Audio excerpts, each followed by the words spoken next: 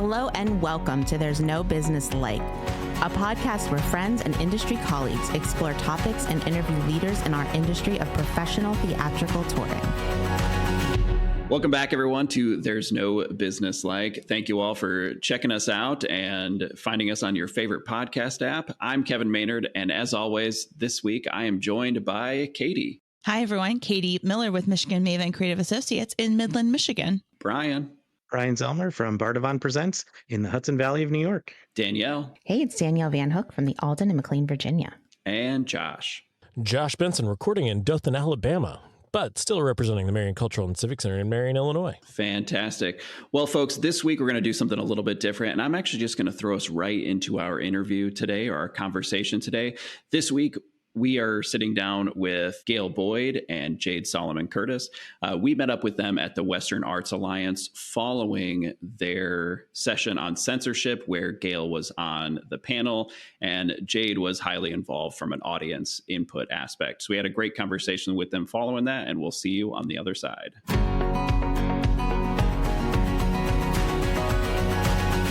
I'm Gail Boyd, president of Gail Boyd Artist Management and co-founder of Vanguard Arts and Consulting Agency.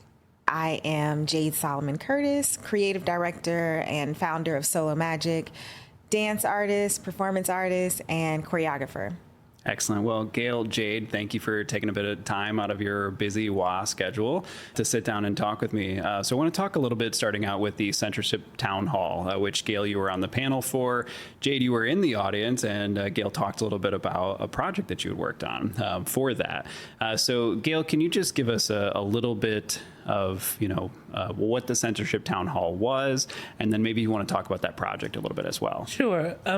I served on the panel for the Napama retreat where we talked about censorship, and it got a lot of response. And so Spring Carlo, who did this one, said, why don't we take this to WA and even make it bigger? And it was, the audience was completely engaged. And censorship is something that's become really important, especially in light of the political environment we have now, where books are being banned, where there's all this controversy about transgender bathrooms and things like that.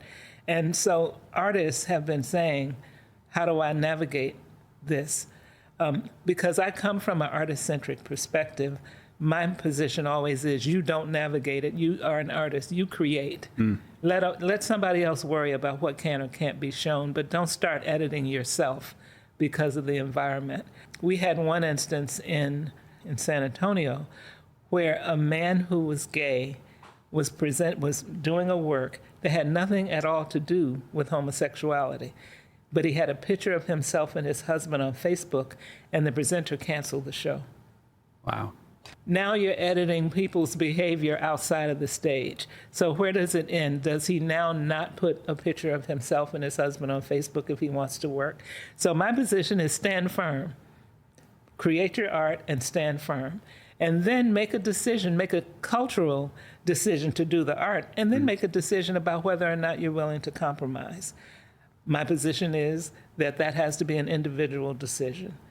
If an artist says, well, we can take those words out, or, okay, I won't wear my skin-tight leotard. If you're comfortable doing that and you feel you're still doing your art in doing so, all right, but if it starts to interfere with what you're actually trying to say as an artist, then it's too much. Because artists are intended to sort of interpret the world for the rest of us. I always say I'm not an artist, so it's really important to me that people who are artists be free to say what they need to say so I can find touch points where it impacts my life. So today was just sort of an expansion of that discussion. And I thought it was really, really well done. I'll say that it felt like there was enough time for the audience to sort of, get in on that conversation as well. And I feel like we probably could have had 2 more hours we could have. on that. Censorship is a complex topic because, even towards the latter part of the session that you were part of, we started talking a little bit about, the unconscious bias of things, where, the gentleman was talking about, only having Marley floor as an option. And that's a very Eurocentric approach. Right. Can either of you talk a little bit about other examples of censorship that might not just be, me as a presenter saying, like, you can't say this word, or, some of those nuances? I think I can speak more to this notion of control, because that's what censorship is to me, and I'm answering it from the perspective of an artist, and stepping into spaces where people may be unfamiliar with maybe the themes, the subject matter, me, myself, my cultural background. And I think that there is a desire to want to control how the information I'm sharing is disseminated. And that's where the censorship comes into play. Well, I was thinking that exact same way, and I was thinking of the woman who talked about the Palestinian flag. And so now she has put in her own rider, this is going to be what I talk about. So now she's censoring herself. Yeah. Do you think that there is sort of any responsibility on the artist to share any of those things, or is that more on the presenter to? Well, the responsibility of the artist is to be authentic to themselves.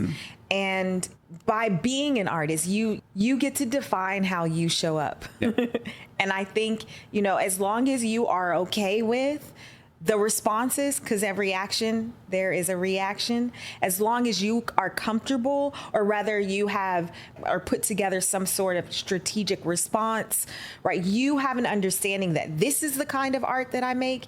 If I'm putting it in this situation, this may be a response, and how do I navigate accordingly? Yeah. I think that's also our responsibility as artists too. We can't just put it out there and not be responsible for it. We have to be responsible from the beginning to the end of the work.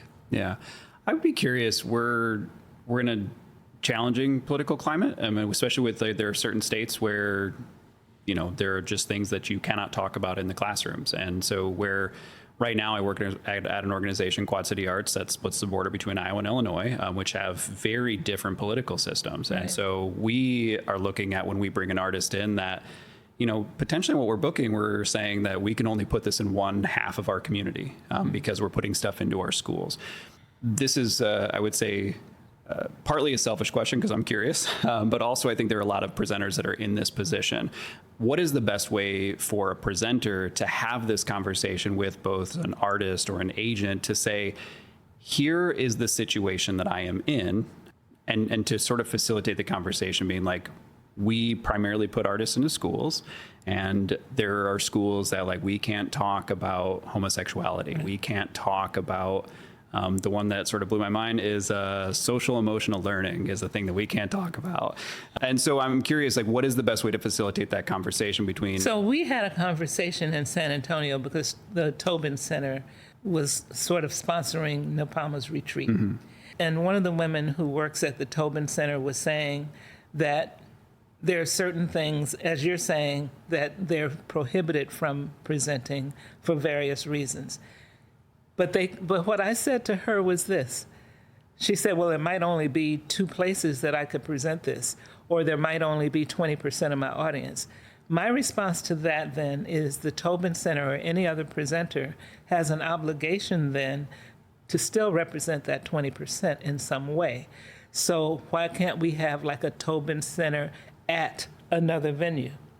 The Tobin Center at a local library, and then whatever audience there is, they still get to see it, because if you don't show it at all, then you're harming me if I'm in that 20% who really would have enjoyed seeing it. I think what you're highlighting, though, is the collaborative effort that it takes to present work. I think oftentimes humans, we want the easy way, right? We want to be able to just show up and perform. The artist, maybe sometimes, or the presenter, the audience, right?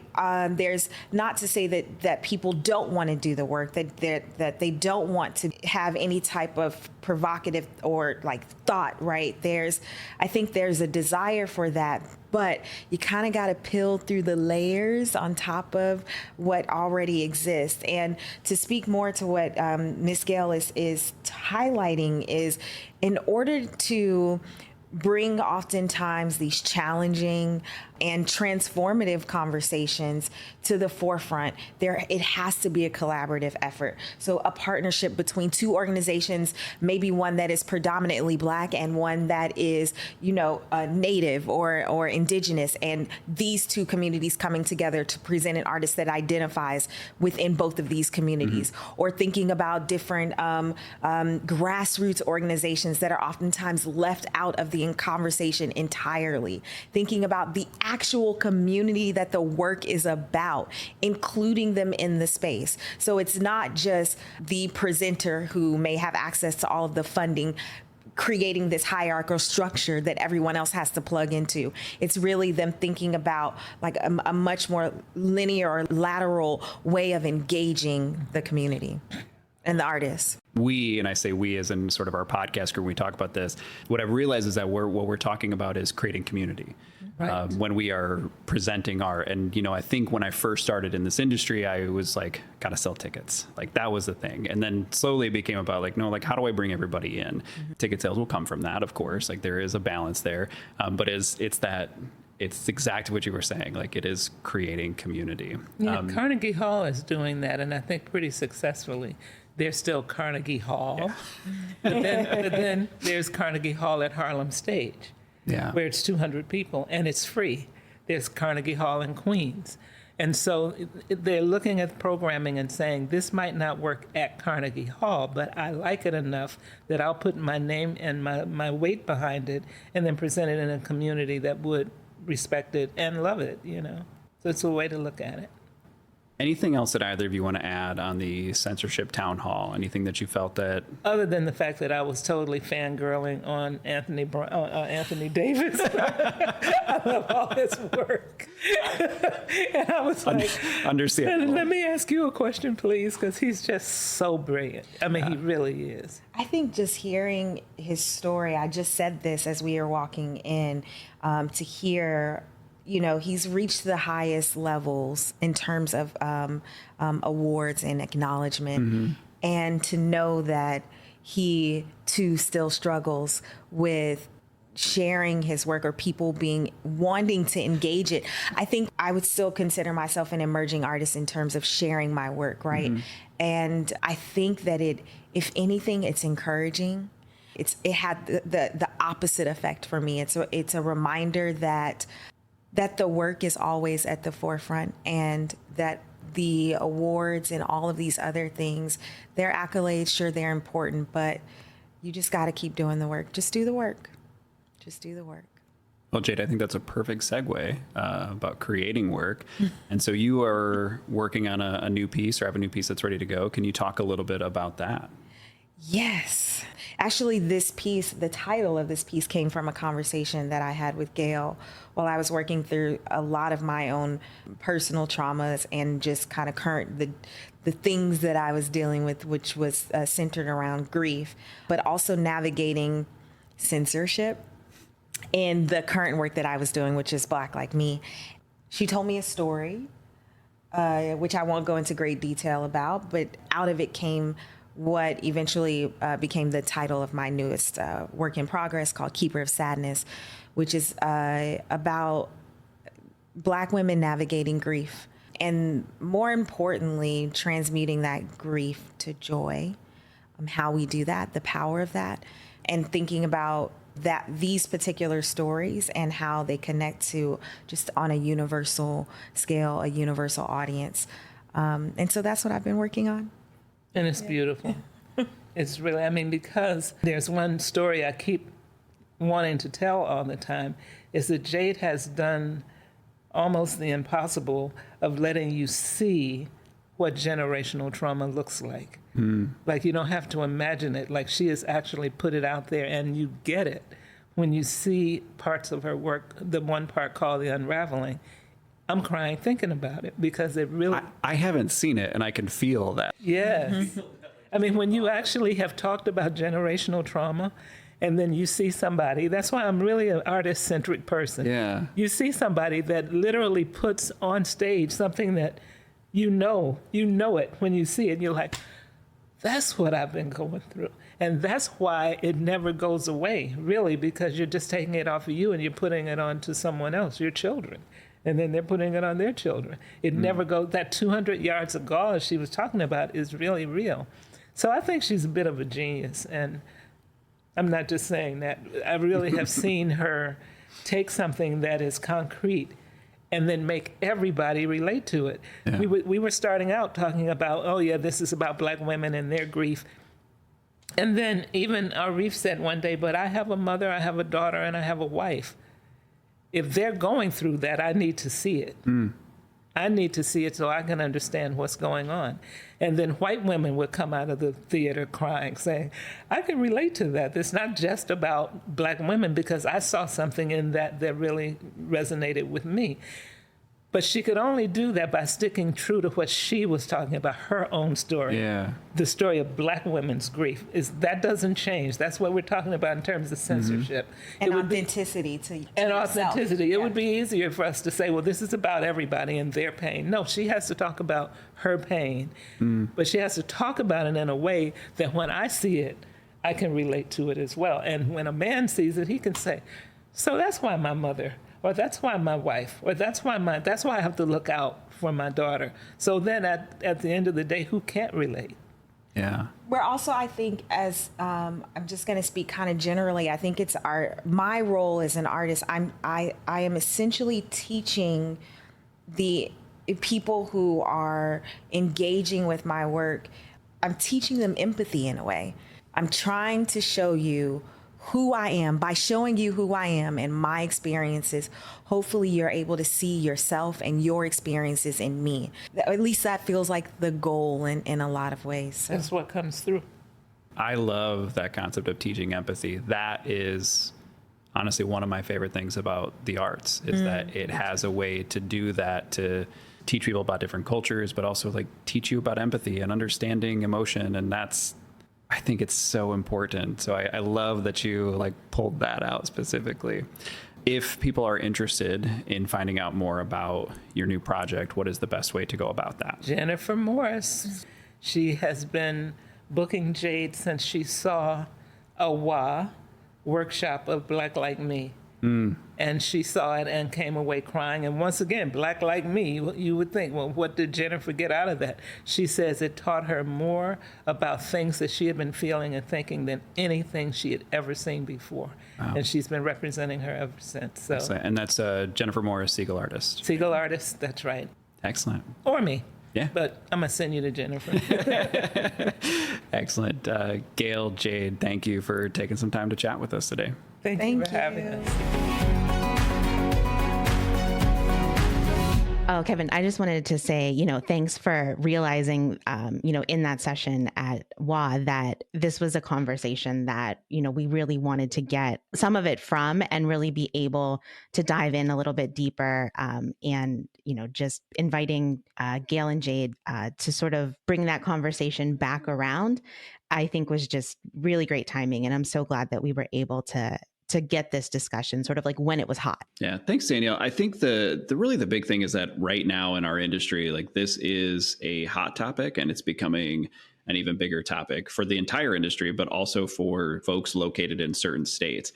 It's becoming, sort of state mandated on some of those issues, but also, the general public seems to be more attuned to it or seems to be more involved because of things like social media. And so it becomes a challenging topic to sometimes navigate. And so it was important to sort of have that conversation from an artist and agent perspective instead of just the venue side. I appreciated sort of the discussion of the different types of censorship that can happen, because I think when we talk about censorship, what we think about is sort of what you're describing, Kevin, but like there's also the artist potentially censoring themselves. There's, how does it show up in a rider, or like, what does the venue kind of do that maybe like the artist doesn't know, or what is the artist doing that like the venue might not know, right? So whenever we're talking about censorship, it's a much more nuanced conversation depending on sort of what the avenue of the censorship or even like the perceived censorship is. At one point, you ask if the artist has any responsibility to disclose those things. I don't know if they have necessarily responsibility to disclose it in the writer, but I think that they should personally, like if you are having a conversation with your artist or with management, you should be able to have that conversation about what is going to be present within a show, because protecting your brand, protecting the venue itself and the venue brand, you need to know what you are presenting, because there is a responsibility there. And I'm not saying that that should control what the artist does. I'm just saying that there should be a knowledge of what's going to happen within a show, one way or the other. Yes, I don't disagree with that. I think where it gets challenging is when we talk about what types of shows that we're having these conversations on. When you're looking at, typically like a dance piece or a theater piece, you can pretty well know what's going to be on that stage, either through seeing a full length production of it or seeing a full video of it, on that sort of thing. So yes, it does take some due diligence on the venue side.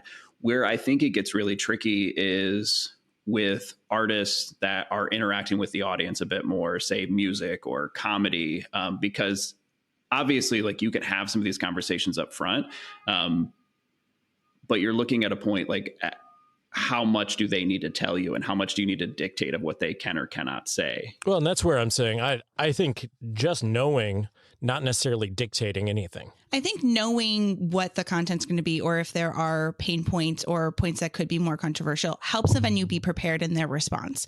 If a venue has gone through the process of establishing what their values are, that they want to present work that's going to be challenging in any way to a community, that's something that they value and they want to bring on their stage, they are saying, yes, we want to do this. But it also is helpful that they can be then prepared in a response to any community member that has an issue with it, right?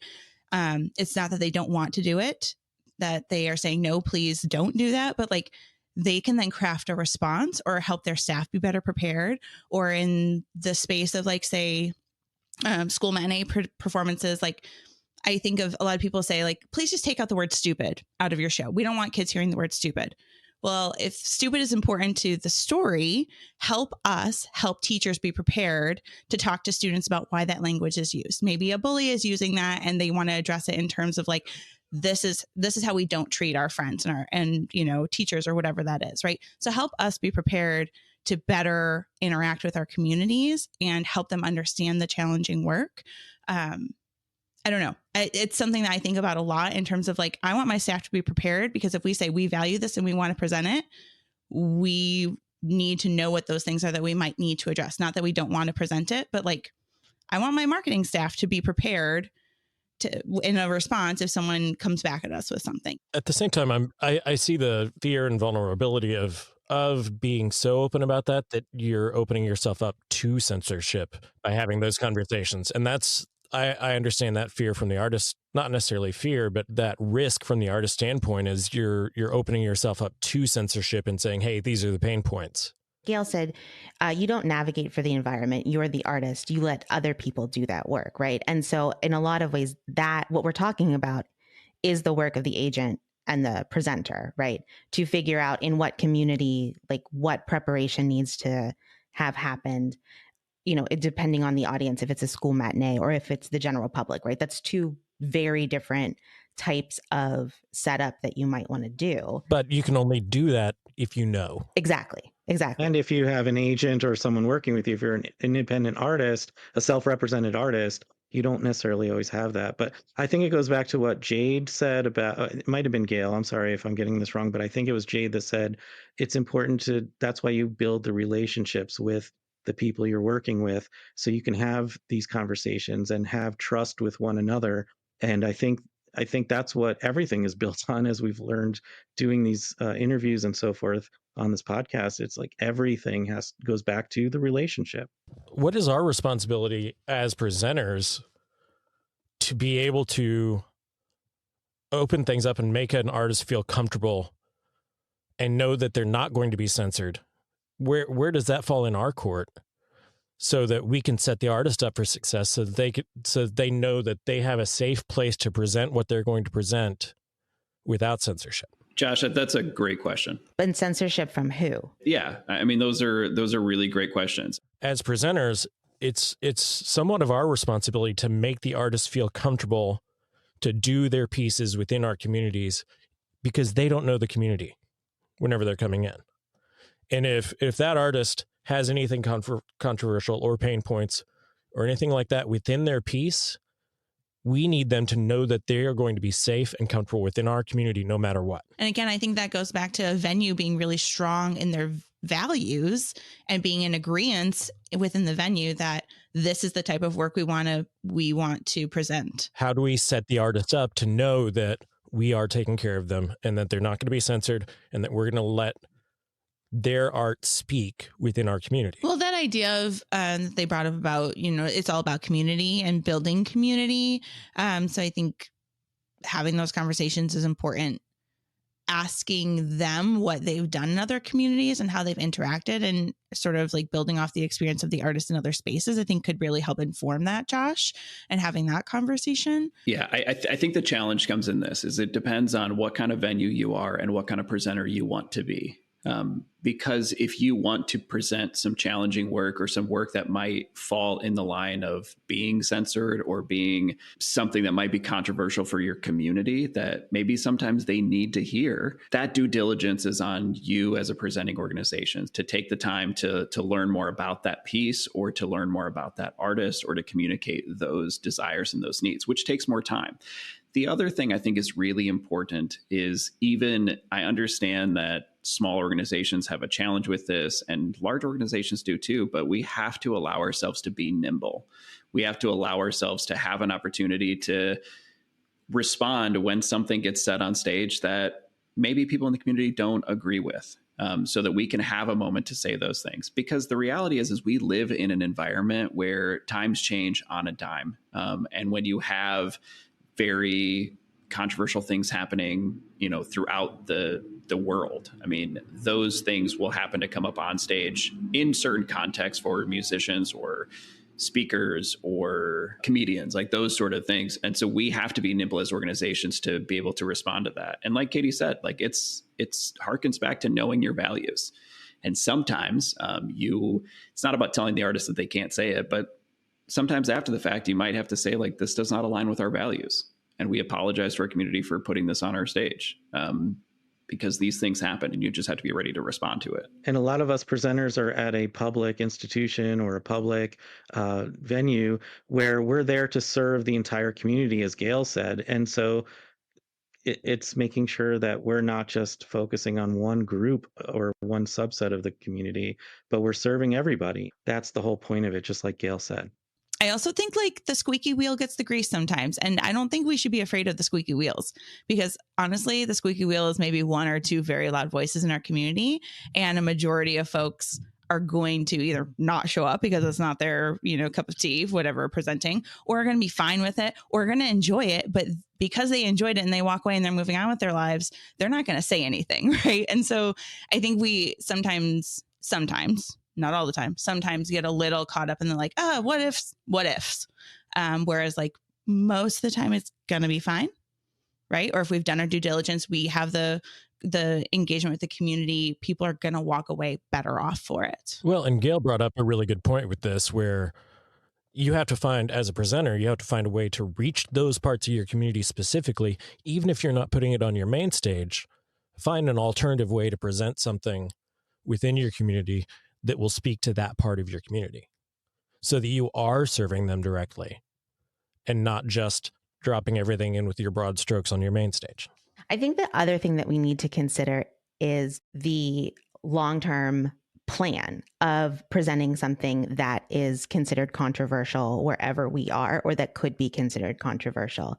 Because, if you have been doing A, B, and C for 40 years, and then all of a sudden you do something that's Z, that probably won't go well. And it's not that you shouldn't do Z, but it's like maybe in a 3-year arc, you need to like jump a little bit outside of the zone, do some more kind of workshops, work on building more community around this idea, like finding those people, like you said, Katie, that are just going to walk away and be like, that was great, so that at some point you can present, whatever feels controversial without all of this upsetting going on. But the other thing is that say that you do something that's not wildly controversial in your community, but it's like what Jade was talking about, presenting how trauma gets passed down in families, like that's not controversial.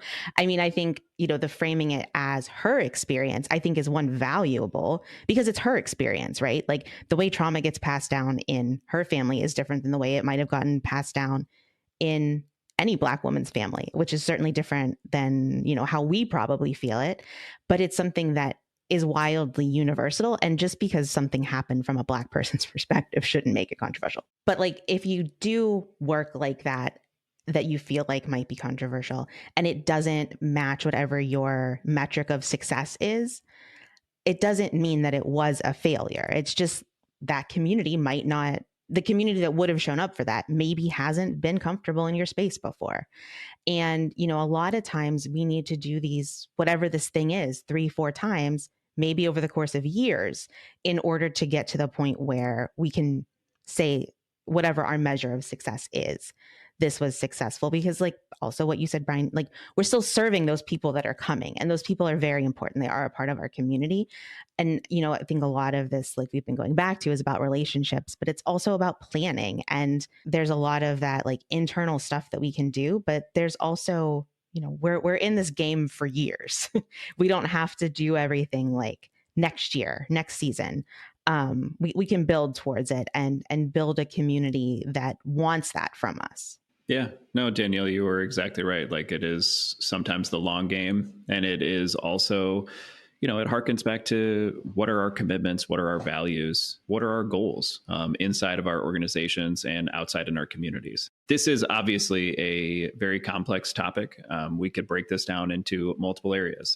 The one thing that always pops onto my radar when we have these conversations is what happens with censorship, and when you talk about like tying it into capitalism and the responsibility to make money in your venue, because those things become a challenge as well. It's also a way that a lot of things get censored and forgotten. But I think that there's a lot of things that we could have future conversations on, and I look forward to breaking those topics up with future guests and you folks as well.